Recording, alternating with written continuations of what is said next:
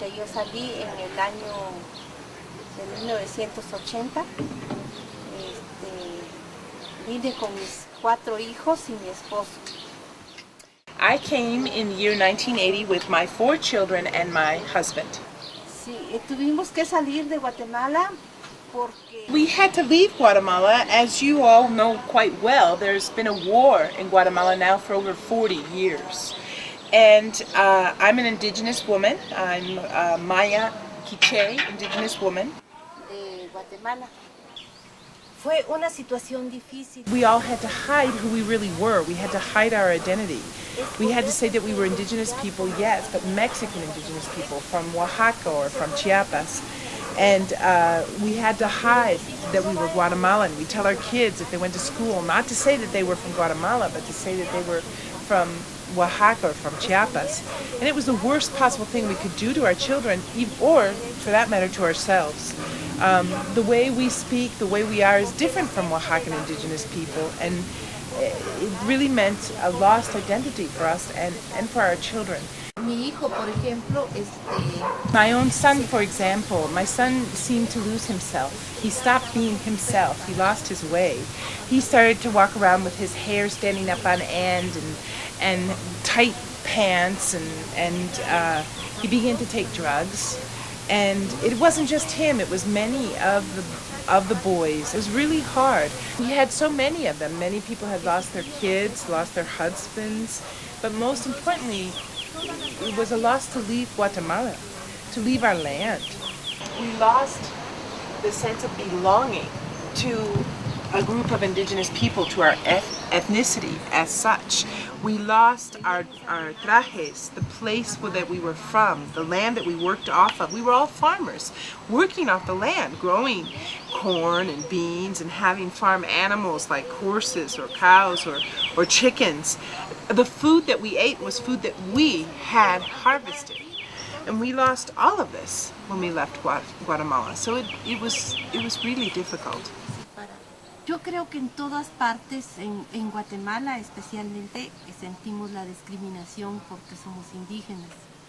In Guatemala, especially as indigenous people, we felt a great deal of discrimination in all types of ways as indigenous people in Guatemala. And here in Mexico, it's also different.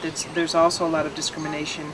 And I'm not saying this not just for me, I'm saying this for indigenous people from Guatemala or from Mexico as well. You really feel the discrimination intensely in Mexico City.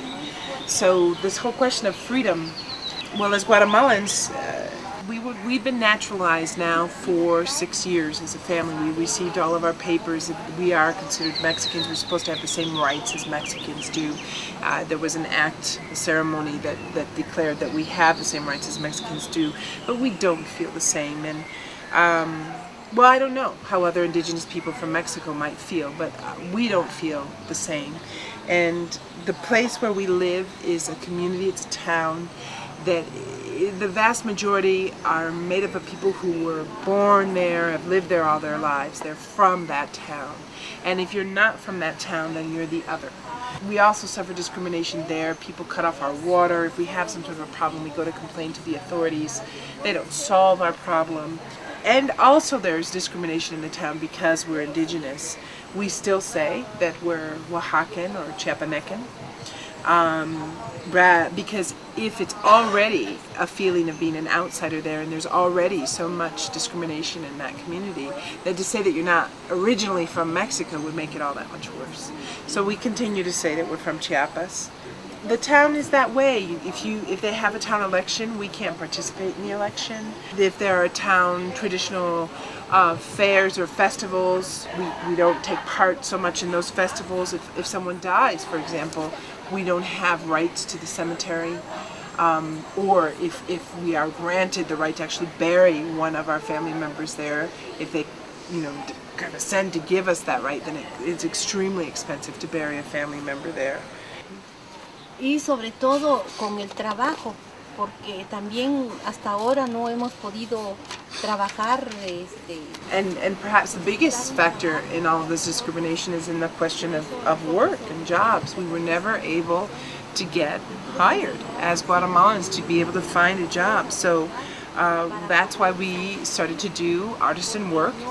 And from a very young age, I taught my girls how to sew and how to embroider in order to survive.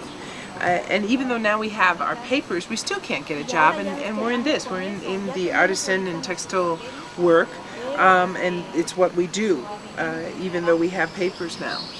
Elaboramos nuestros productos de artesanía textil. Tetetío is a village of mostly children, old people, and women. It has a population of 2,869. As an agricultural village in central Mexico, when we visited, almost 35% of its citizens had left to find work in the U.S.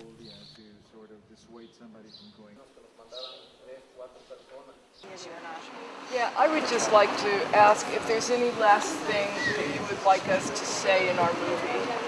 Pues yo quería que no los lastimaran, pues, se van a sufrir, pues. Y aquí sufre uno, como dice aquí el paisano, pues. Sufrimos como ellos allá y nosotros acá. Aquí a que quieramos echarle ganas, ¿de dónde? No hay.